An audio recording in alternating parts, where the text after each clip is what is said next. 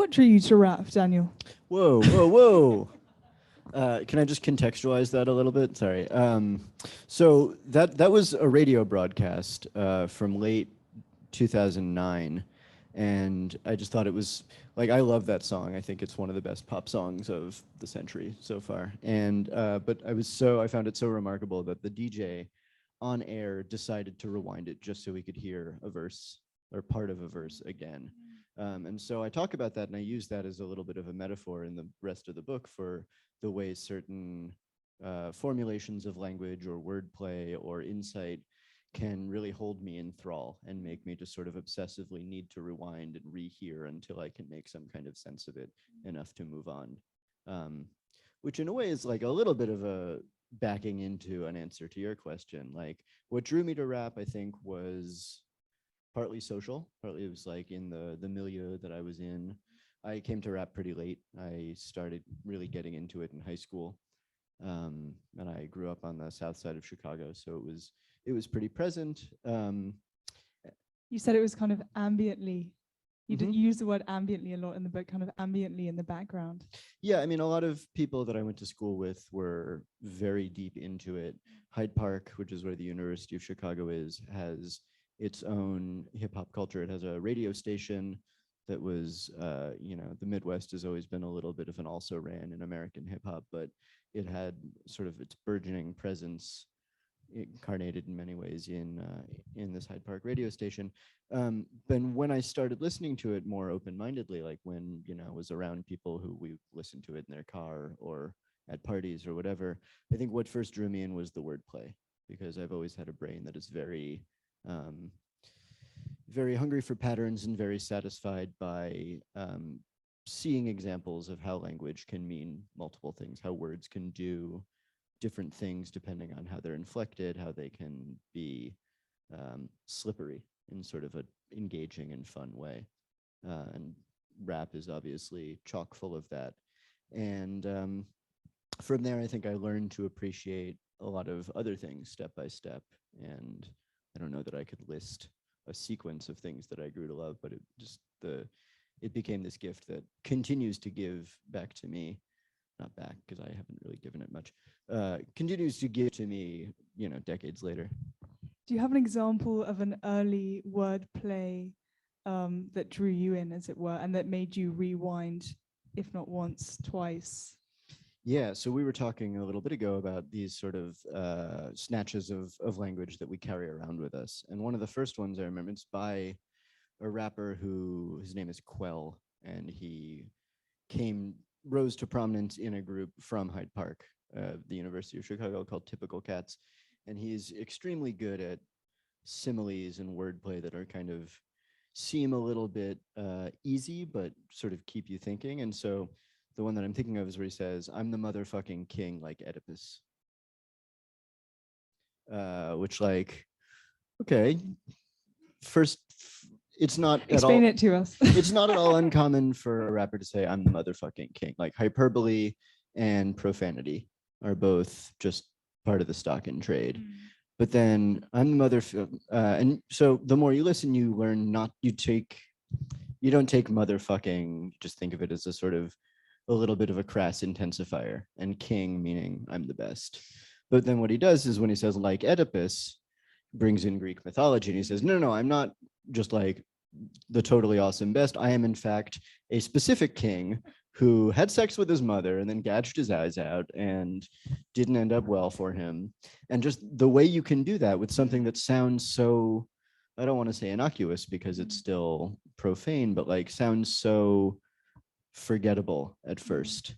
And then it sort of trips you up and you think by the time you get to the end of the line, you have to reinterpret the whole thing. And I think that's just a really magical effect. And that was a really early example of something that I carried around with me and still do. And what's lovely about the example too is it has the word like in it. And when they get back to this kind of the power of like, the power of the simile, the power of, as you say, the antisimile. Before we do that, we're going to go to your second pick. This is Diamond D, What You Seek, as a way in to talk about the technologies of rap. you describe rap as a delivery mechanism for the most exhilarating and crafty use of language in contemporary American culture. And so in the interest of talking kind of shop, we're going to listen to this and then we're going to talk about some of the mechanisms, the craft, the techniques. This is the fly shit that you see. Thanks to DJ Elliott on the Wheels of Steel. So that song is actually not in the book. I had to take it out like a week before the book went to print because the Diamond D's manager declined to give me permission to use it. So I had to rewrite part of the chapter and replace it with another example. But the role that it was originally playing, you might have had a question. I'm just going to keep talking. The role that verse, there were 6 lines that I quoted from that verse, and where that was in the book is I had just talked about the antisimile, as you say. So I'm the motherfucking king like Oedipus seems structured like a simile, which is to say like the engine purrs like a kitten. You're sort of creating a rapprochement between two things that are intuitively sort of estranged. And I talk about how with something like I'm the motherfucking king like Oedipus, like is actually working in the opposite way. It's functioning much more like sort of a version of that's what she said. Like, stop and realize that what I've just said is what I didn't mean. So I'm the motherfucking king. What you thought I was going to say, you thought I was just making this sort of garden variety boast. And I'm actually parsing apart that garden variety boast from what I actually mean, the Greek mythology side of it. So I talk about how like as used in hip hop vernacular is sort of untrustworthy. Like it's not claiming that these two things are alike. It's pushing them apart. And then I go on to say, to quote the beginning of this song by Diamond D, by way of saying that there are many ways to do that don't involve the word like. And the reason I chose that bit of that song is that in 6 lines, he does 3 or 4 different ways of saying like, you may have thought I was talking about this, but I'm actually talking about this. So he says, can't even look it up because it's not in the book anymore. He says, flip the script just like Marlon Brando. So there's a like. He says, flip the script, which means sort of turn the situation around. But by invoking Marlon Brando, he says, no, actually, I'm talking about literal scripts. And then he says, run more game than that park in Orlando, Florida. So to run game is to, be a hustler, to talk fast, talk persuasively. But he says, no, by game, I actually mean like amusement park attractions, such as you might find at Disney World or Disneyland. I don't remember which one is in Florida. And then a couple lines after that, he says, pushing the bush, but I don't mean George. So basically this comes after a moment where he's talking about if he goes broke, he says, if I go broke, I'll just pimp Sally, pushing the bush, but I don't mean George. So he's talking about pimping, bush in the sense of vagina, not, as he tells us, in the sense of George Bush. And in the original version of the book, I kind of took him to task a little bit for making us think about the Bush political dynasty and intercourse in the same thought, which like nobody wants that. So the point was like, there are all of these different ways to kind of play with the listener's expectation, saying, you think I'm going down this one track and I'm anticipating you're thinking that, and I'm actually standing over here and calling out to you from over here to show you how you're wrong. And that kind of push and pull, that game, is something that's really magnetic and a really big part of hip hop.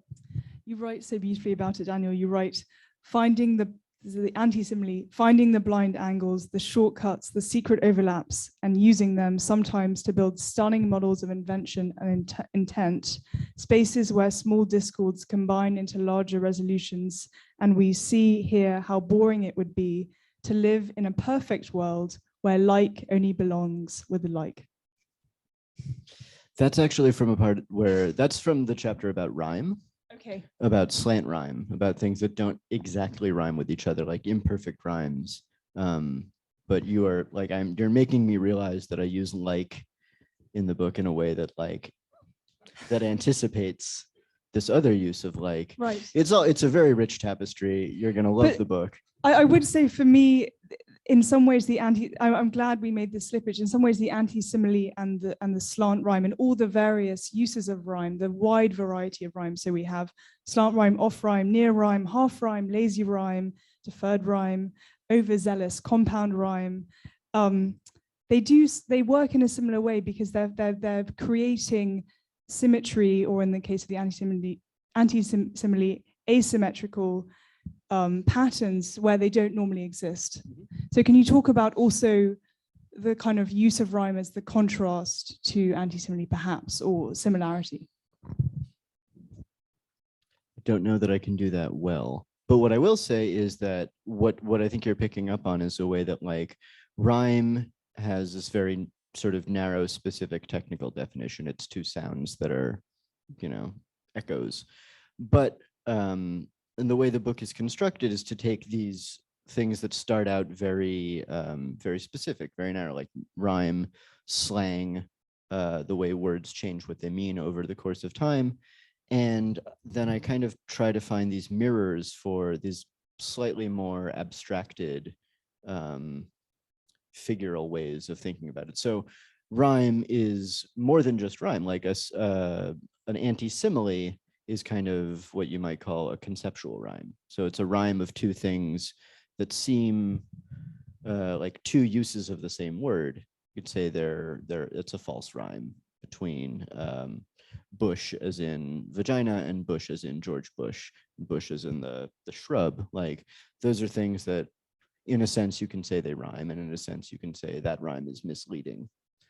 So I kind of conceived of the book as a spiral outward from these things that are very local and very precise, and then trying to find those mechanisms at an increasingly broad scale. So it's not just what's happening in the words, it's what do the words mean. It's another big part of the book is there's a series of chapters about quotation, about the way one rapper will use a lyric that somebody else used a month or 10 years earlier and put a new spin on. And that's another way of sort of working with a kind of rhyme that is and isn't the same thing. And sorry, no, I'm running roughshod over your questions, but maybe this is a good time to talk about signifying, which is a really big kind of staple in Black literary theory, or broad sort of rhetorical strategy that Henry Louis Gates, for instance, theorized in the 80s. And a really good pocket definition of signifying is repetition with a difference.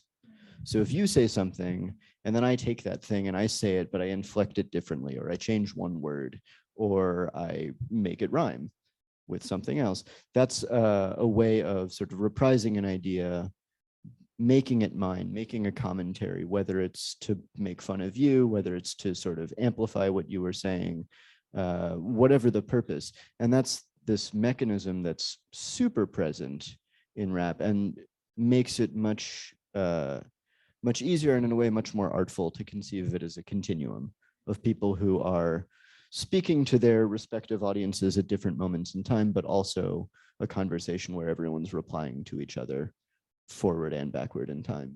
Can you talk about, since we can't necessarily open up the book and show the audience, how in some ways you recreated that on the page, that kind of spiral? So the way that Daniel has written it is there's the kind of body text, the paragraph, and then around the text on each page, he has lyrics kind of floating and songs, and it does look almost spiral-like, each page a spiral unto itself. Yeah, so the idea there, I mean, I wanted to, especially as the book started coming together, initially I conceived of the book as being something pretty straightforward, like more scholarly. I was thinking it would be maybe 10 big chapters, each of which takes up a big theme like quotation, wordplay, slang. And then at a certain point, I realized that like, that's not really where the energy in the book was coming from. Like the heat of the book was the lyrics themselves. Like I was much more interested, even after thinking about these lyrics for probably 5 or 6 years by this point, this was a long gestation period for this book. I was more interested in the lyrics than I was in what I had to say about them. And I felt like the ideal presentation of the book would reflect that. And so what we have now is 50 much shorter chapters, each of which is about or inspired by or using as an epigraph a different lyric. And so each chapter has a lyric that's sort of its head note, and then there's a discussion, and then to the in the margins, there are more quotations. And so sometimes they're quotations like, I'll say, you know, the notorious B.I.G. loved to talk about his penis, and then there's a, you know, just in the margin you have 4 lines of him rapping about his penis. And then sometimes there's a more explicit relationship between the text and the margins. But the visual effect that I wanted to create was that I was having this discussion. The body text existed between these lyrics. Like, I was on the inside and I was sort of carving a little space inside of a much bigger, much more generous, much broader conversation, which felt more right than trying to like envelop anything. Like my discussion is the thing that's being enveloped. Well, that's a great segue into the kind of your position in relation to this book and your position into rap music more broadly. I do want to ask you though, how do the bolded words figure into this, the kind of patterning? So on each page 2, you've bolded specific phrases and words. There's not actually a trick to that. Just the quotations, like words that are not my words, are bold italic in a different font, and then my words are a Roman, right? I think. I am not aware of any system of bolding that is more sophisticated than that, unless you want to interpret this as a very coy Oulipian cat and mouse game where there is a secret mechanism operating that I'm just not going to tell you about. That is how I want to interpret it. Fair. So we're going to listen to now Young M.A.'s Ooh. Ooh. Ooh. Capital OOOUUU. In these streets more than sesame is another great antisimile or anti-comparison. I talk about this song in the book because, so I love Young M.A. She's one of my favorite like contemporary rappers, and this was kind of her breakout single. And I talk about this the last quatrain we heard, where she's talking about, if that's your chick, then why is she texting me? Why she keep calling my phone speaking sexually? Which I just, it's like, it's so prim. And then you call her Stephanie, I call her Heffany. And I introduce it by saying, like, I love Young M.A., but like, I don't think that's actually very funny. Like maybe there's something about it that's over my head, or maybe it's just not, we're not connecting somehow. But the reason I bring it up is in a chapter about second person. So like, here she is telling me that my chick is texting her. And I give a few other examples of rappers saying, you know, your chick, there's a Michelle Indigeo song where she says, if he's your boyfriend, he wasn't last night. There's this like wide history of rappers sort of tweaking the listener, saying like, using the second person, saying, your chick chose me.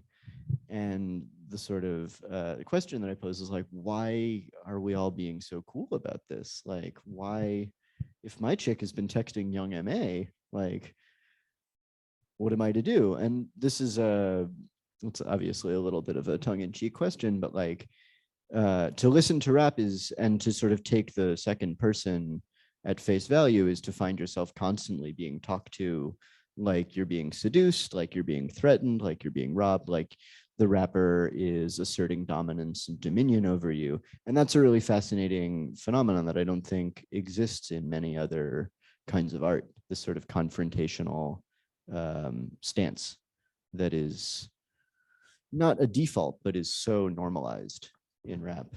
Adversarial. Adversarial, yeah, that's a better word for it. Thank you. So thinking about positioning, it could at once be talking to you, and then in other songs, we talked about this, you feel like you're on the outside of a discussion.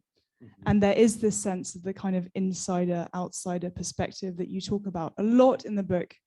I think very thoughtfully and very consciously. Can you talk to us about how you've negotiated this relationship from the beginning till tonight and onwards?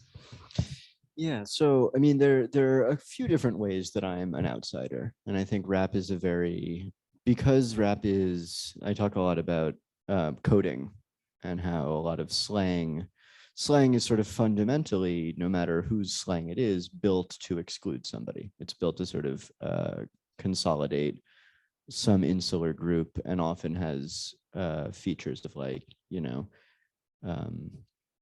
we're speaking in code for our own protection. And that's certainly true in the history of Black Americans.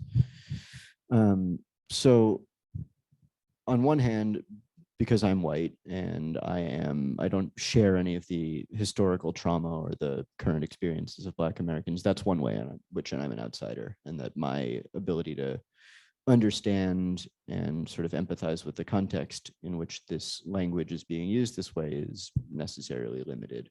Another way is sociocultural. Like, I grew up in a very different milieu from most rappers, or from the milieu that most rappers want to portray themselves as having grown up in. Like, at this point, rap is capacious and multitude containing enough that there are rappers who are like, yeah, like I went to the lab school of the University of Chicago too, and I also majored in semiotics. I did major in semiotics, but there is a distance in terms of my own lived experience and what rap is sort of putting in front of the listener as a worldview and a sort of experiential context. So how do you negotiate that? Gingerly. And so what I think thinking about and trying to understand signifying is a big part of that, because signifying it can be adversarial. It can make you the butt of the joke. It can make you feel like, it can remind you that you're on the outside of this in crowd, but it can also be a really engaging, kind of generous way of saying, you may be the butt of the joke, but you're still in the conversation. Like, you're still, even if I'm addressing you critically or crassly, or saying, I had sex with your partner, I'm still acknowledging you, and that's something. That's the sort of the sunny spin on it. And then beyond that, I think just trying to acknowledge my limitations as a listener and an interpreter. Like, there's some things that are always going to be work for me to relate to, and that doesn't mean I shouldn't try to relate to them. It just should mean that I can't get too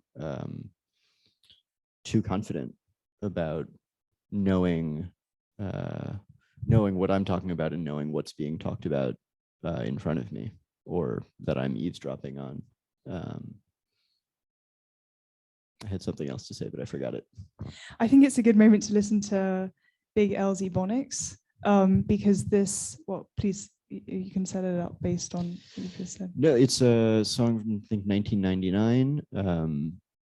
Big L, it's far and away his biggest song. He died a few years later. And it's a song that's just formatted as a rhymed glossary about the subtitle. It's EBonics is the name of the song, and in the parentheses, criminal slang. And so it's just sort of a primer about hip hop slang. So yeah, I think that's like an unusually explicit confrontation with this question of like, who is this for? And it's a fascinating, like, I'm clearly reading too much into it, as I do throughout the book, but to think about, like, you wouldn't make a song like this for people who already know all of the slang that you're describing. Like, the in crowd doesn't need it. And the out crowd, if we're to sort of take the orthodox stance on slang as something that like galvanizes an in crowd against the scrutiny of an out group, then isn't this song kind of a seditious gesture? Like, isn't it taking a lot of these words, these expressions, and ruining their slang value? And I don't have an answer to that. Like, but one thing that really fascinates me in this song is there's some things that are defined in his glossary that I'm like, yes, of course, because I've listened to a lot of rap, I know that that's true. There are other things where like to this day, I've never heard those expressions used anywhere else. But there are also some expressions where it's not about hip hop vernacular. It's not about, it's not related to the 90s. It's not related to race, where he says like, your old man is your dad, or your ticker's your heart. It's like, that has nothing to do with hip hop vernacular. That's just slang. And in a way, I think the sly point that he's making, or that I'm very tempted to read into it, is to say that like language is such a continuum. The way language evolves is so constant that something like ticker to mean heart, maybe 100 years ago, that was really subversive slang. Whereas now it sounds really, I think probably to everyone in this room, it sounds like a really quaint thing. If I just say, oh, like my old man's calling, I gotta take this, like that. There's nothing challenging or dangerous about that. Same with calling cocaine nose candy. Like these are things that have become so normalized that they're not criminal anymore. But I think it's really appealing to think about how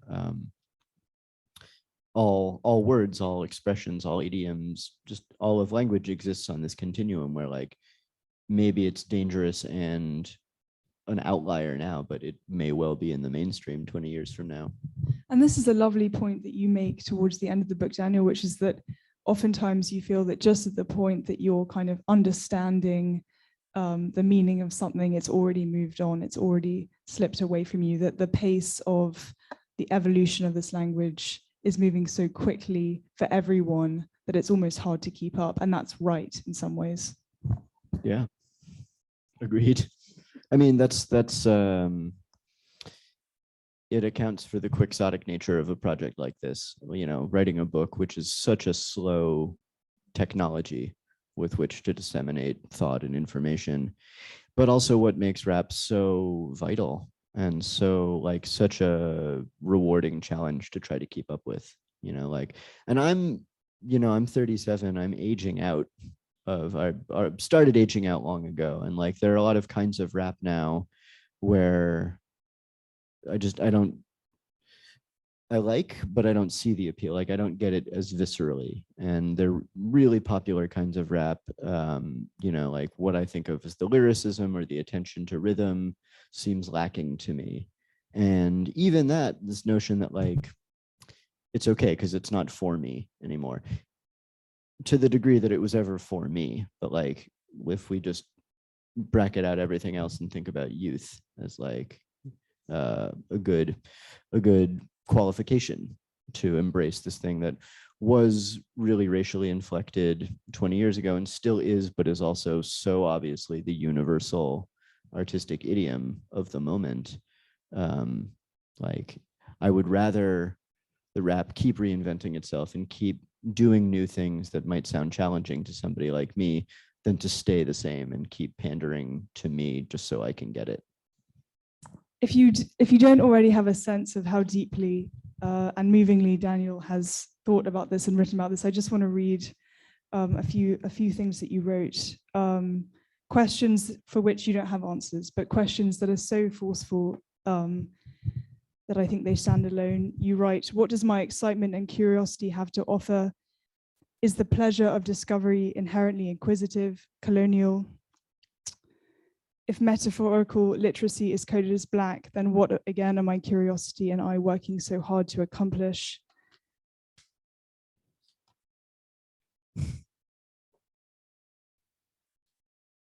These are all even better in context. You write, and I really like this juxtaposition.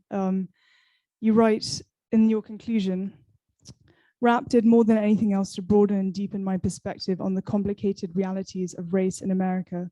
Through argumentation, through illusion, through out-to-lunch conspiracy theories and sampled snippets of venerated Black Panthers and 5%ers waxing militant about power."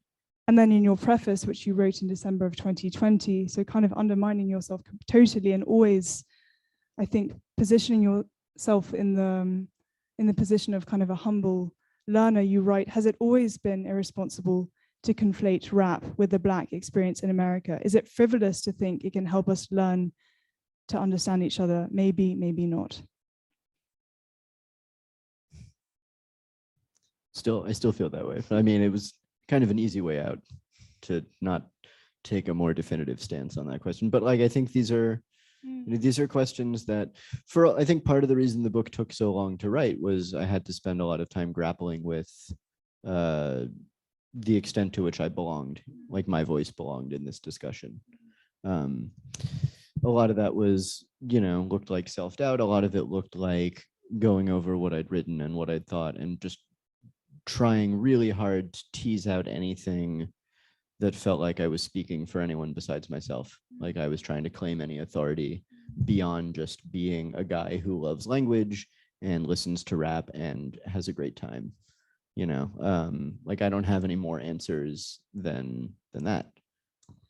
I think at the end, though, I think you do pose some possible ways as we move forward here as rap relates to language. So you kind of ask the question, what would criticism of rap look like, given that it kind of explodes any kind of categories that we want to put on it, good or bad? You talk about how it challenges us to rethink language through linguistic equanimity, through this idea of balance and middle ground, through kind of John McWhorter's conception of larger English. Can you talk about how rap is pushing language in new directions too, with or without you? I mean. Yeah, I mean, I have to the tune of 300 pages. I think it's like there's just so much. When you take the perspective that rap is like, there's another form that my grappling with my place in this discussion took was taking as a given, like from my cultural coming of age. Like I grew up when the EBonics controversy was live. Like that was, there were people who were saying like rap is illegitimate. There were sort of the American Eric Zemmours who were saying it's a culture of illiteracy. The things that are done with language are invalid and corrupting. And coming to terms with the fact that I don't think anyone really feels that way anymore, or nobody that I think anyone in this room would think worth listening to thinks that anymore. Like we've accepted that rap, like Kendrick Lamar won a Pulitzer Prize. Yale published an anthology of rap lyrics. More and more each year, each semester, there are courses on hip hop at Ivy League institutions. And so that's part of what acceptance looks like. And so stripping away also any notion that I was defending rap from something or proving the validity of rap. But when you so where I was going with that originally was one of the complaints that you would hear sort of somewhere between the Ebonics era and now is critics being like, rap is just always about the same thing. It's always about violence and sex. It's always about drugs and shooting people and fancy cars and whatever. And that's obviously an oversimplification. But even if we were to take that extremely narrow view of rap and just say like, okay, here are 100 songs about selling crack. Like no two of those songs are going to be quite the same. Like it's just on this one topic, which has its moral complications and its technical specifications and all that. Like there's this endless well of ways of talking about it that is really humbling to think about. Just like that's another, I know I'm rambling a little bit, but that's another way of thinking about signifying, is like if you're going to say the same thing as the rappers that came before you, if you're going to write a song about selling crack to fight your way out of poverty and now you are wealthy beyond your wildest dreams, how are you going to do it? How are you going to make your mark if the story you're telling narratively is not different from anyone else's? How are you going to make the speaker and the voice different? And like time and time again, great rappers and even not so great rappers manage to do this. They manage to say like, I'm going to quote Young Jeezy the way what he said, but I'm going to do it in a little bit of a smarter way, or I'm going to take something that Biggie Smalls said and I'm going to repeat it in a new context, or I'm just going to invent. There's some rappers who just are constantly inventing new words, new phrases, new slang for crack. Like there's a whole several paragraphs that I spend talking about the word tilapia, which is a kind of fish, but like hearing it enough in rap songs that I start to be like, but what does it really mean? Like sometimes it sounds like it's obviously drugs. Sometimes maybe it's sexual. Sometimes maybe it's just the fish. But like the fact that somebody could make me wonder about a word that seems so like one-to-one, like this word just means this thing, and breathe new, sometimes enigmatic new life into a word that seems so face value is it's just so impressive to me and so inspiring in terms of like how language is, if language is the way we engage with our surroundings and with each other, like we're not going to run out of things to say if we know how to pay attention to language, not just as a transparent medium of communication, but something that we pay attention to as something we can take apart and tinker with. That's also the Oulipian in me talking. I think as a way to transition, why don't we listen to the No Name? Because you referred to kind of contemporary rap, and No Name stands out as a phenomenal contemporary rapper. Phenomenal contemporary rapper, also like a really vital activist. So this is a first song from her album from 2018, I want to say, called her name is No Name, and it's a self-titled album, I think. Just what a 1.5 minute opening salvo for an album. Like she says almost everything. It's just so like, I don't think you can listen to that song and claim that there's any real limitation in what rap can do as a medium. Can we have a big round of applause, please, for Daniel Levin Becker?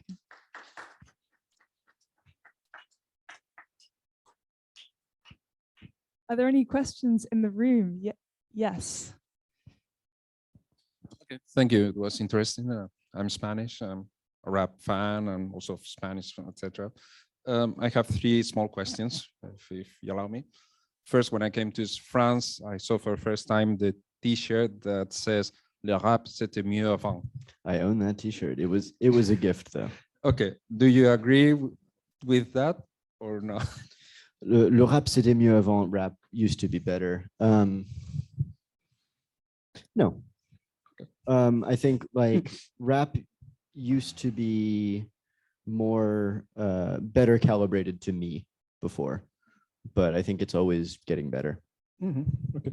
The second one, maybe there is nowadays there is a small disregard of the past of rap, especially from the early, let's call it rappers, soul from the 60s, mid 60s, late 60s, that were, let's say, put together with soul music, as for example Joe Tex from Southern, which had rap things. Do you think that this is the case, that in a way raps has moved so far from the origins, from church, from the South, and now it's something completely different?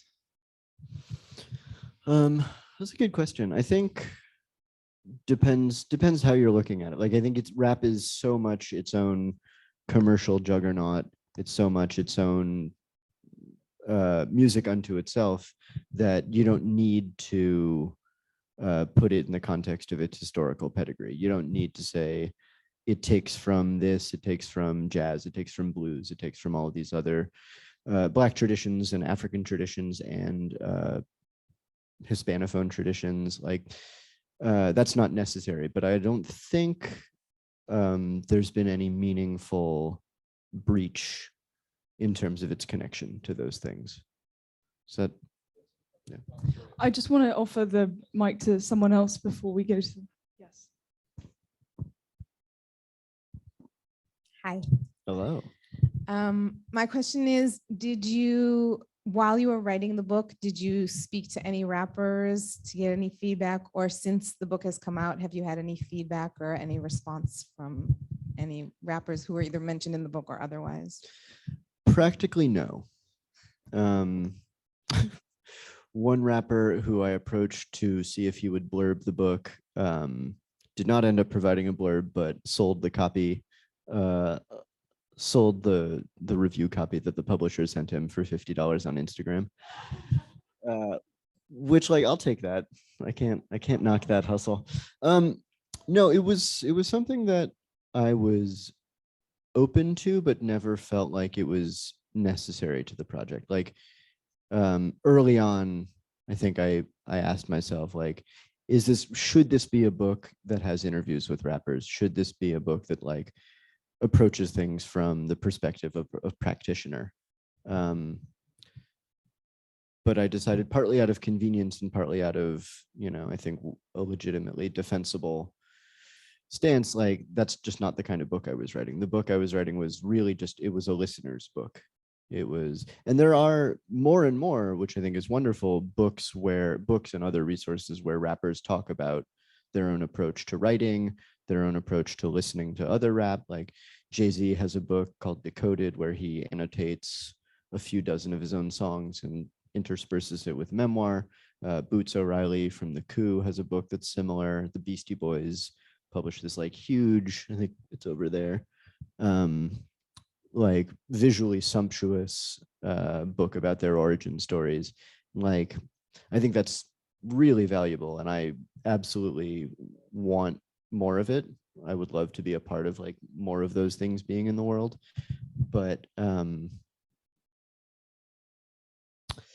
don't know. It like there's a feeling of vulnerability of saying like this hasn't been vetted by any rapper. So if Killer Mike reads it tomorrow, is he going to be like, who does this asshole think he is? But that's the risk that I have to take. Like it wasn't, avoiding that vulnerability would have made it into a different project. We have a wonderful question on Zoom from Tiffany Ernest, who asks or comments, rap rhythms and themes have been picked up in many places outside the US. Can Daniel comment on how rap is evolving in different cultures and environments? Any evolutions he finds especially interesting? Maybe our Spanish friend can also weigh in on this. I'm aware of rap I'm aware that most other countries and most other languages have a rap tradition. I don't know many of them well. I know French rap reasonably well as a dilettante. I couldn't write what's good about French rap. But what I think is cool is that each language and whether you want to divide it by country or by language, I think each practitioner will just take from American rap. And to your point, like with it, what it takes from Jamaican rap and what it takes from all of that. But like, if American rap is sort of the standard, and I think, for a long time, my sense was that French rap was like American rap, but about 10 years behind. I think that lead time has closed a lot since.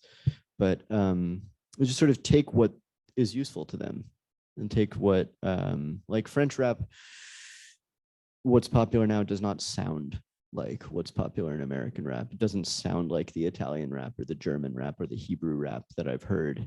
And I think that's rad. But in terms of like the mechanisms, the evolutions, besides pointing to the internet, just saying like everything is more available everywhere. And so the cross fertilization is exponentially increased. I don't really have anything insightful to say about that, but thanks for the question.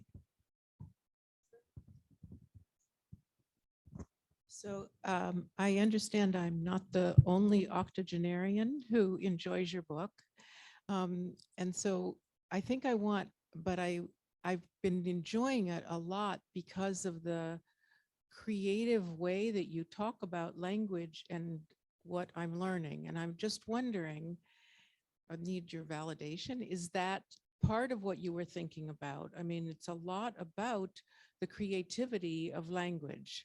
And I'm enjoying every chapter as far as I've gotten for that.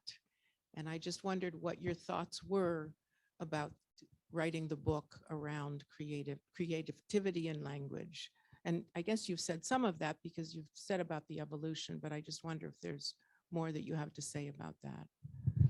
Yeah, absolutely. I mean, I think you can call it a book that is in open admiration and praise of this kind of creativity, and my trying to salute it without nailing it down, or sort of bear witness to how special I think it is without saying, here is my definitive judgment on it. Because I think that's part of the creativity that I described throughout the book, is that it's just going to keep changing. It's going to keep resourcefully finding the things that are come out of popular culture, come out of the way language shifts, especially now with the internet, and doing new, challenging, surprising, gratifying things with it. And if your question was about sort of teaching people, it feels like a delicate line to tread, because again, like, I don't like to think of myself as anyone with more authority than just the fact that I've been a listener for a long time. But there is a sense of trying to introduce concepts and introduce notions and insights and even like technical terms that I've borrowed from other hip hop scholars or other literary theorists, and spending a moment on them and then bringing them back into the discussion later, so that the book in a sense teaches you to read it in the way that, for instance, like I think Joan Didion in her essays does, where she'll kind of posit a term here and let you consider it for a minute and then return to it later as she's talking about something else. So you feel like you're getting smarter as you read it, because you're like, where have I seen that before? Oh, right, it was like 20 pages ago. And I feel like that's a really wonderful effect to encounter. And that is something that, without thinking of myself as a teacher, I did aspire to make happen in the book. Hi, I just wanted to comment on the question about the similarities between rap in different cultures. So I'm originally from Nairobi, Kenya, and I grew up listening to American hip hop. And when I moved to France, one of the ways I learned French is by listening to French hip hop. So what I noticed between the US rap, which I would say is maybe the origin of this genre of music, is that across all three countries, like the US, France, and even Kenya, all the rappers that I've heard, they seem to all talk about the same issues. Either it's all of it is mostly about women, sex, drugs, but also there are songs that make you think about problems in the urban, like low-income urban areas, those types of songs that make you think that way. And specifically in Kenya, we have a rapper, when you talked about US rap being the original one. When he started rapping, he raps in English, but he raps with such a distinctly American accent that the first time I heard him, I thought he grew up in New York or something. And somehow in the beginning, people would actually throw things at him on stage, like you're a fake, like why are you acting like you're not American, so what are you doing? But today he's one of the most prominent rappers in Africa. And what I realized is the reason that I enjoyed listening to him is because he sounded American. Because when I listen to French rap, they're just themselves. They're just like, I think the fact that in English, the reference is the US, it does influence you as a listener. But when you listen to rap in another language, just take it as it is. You're not comparing them to any other group of people. And finally, the last point about the evolution of language. In East Africa, we've got a lot of rappers that rap in Swahili, but the slang version of Swahili. And in Nairobi, there is one particular group that has even invented their own language, such that the slang the rest of us speak, you listen to their songs and you don't know what they're saying. Like all their videos are people asking, what are they saying? Could you put subtitles, because we don't know what you're saying. So yeah, so I would say it's a very interesting genre of music, especially when you're able to understand multiple languages, because there are similarities, but there are also differences. Thank you. Yeah, absolutely. Thanks for that. I think I never thought about rap as a way to learn a language. Like, I feel like I've learned a lot about French from listening to rap in French. And there's some of it goes over my head. Some of it I don't even know if it's very clever, or if I'm just pleased that I got it. But there's also, like, one thing that seems interesting to me is this sense of cross-pollination. Like, if I hear a French rapper make a reference to Biggie Smalls, or say, you just lapse into English for half of a bar, I think that's really interesting. Does that happen in yeah.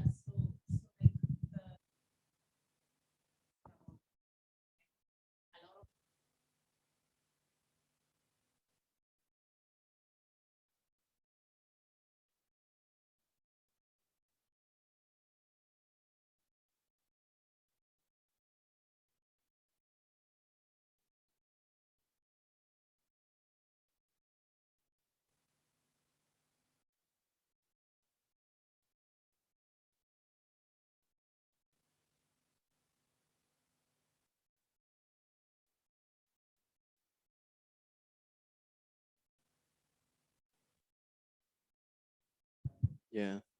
But maybe in 10 years, like, some of those words will just be, like, newscasters will say them. Fingers crossed. In the interest of time, I would like to say one final thought that I had while we were having this discussion that wasn't in the plan. But Daniel mentioned that one of the challenges for him writing this book was that he's a deep, possibly slower thinker than the pace at which rap is moving. And I think that one response that I see kind of in my role here to the fast pace of life is that people just try and match it in their production of literary works, so that something happens and there's immediate pressure for people to respond in the form of a book, in the form of an article. If they're trying to capture the internet, they'll speed up their prose or whatever. And I think what struck me really kind of hits you when you open this book is, here is somebody who is such a deep thinker and such a thoughtful thinker. And it's actually, it's the pace and the vitality, as you say, of rap with Daniel's slow, thoughtful, ponderous, plodding. No. Mind. That for me, and you articulated it yourself as a frustration, but for me as a reader, that's what made this book so fantastic.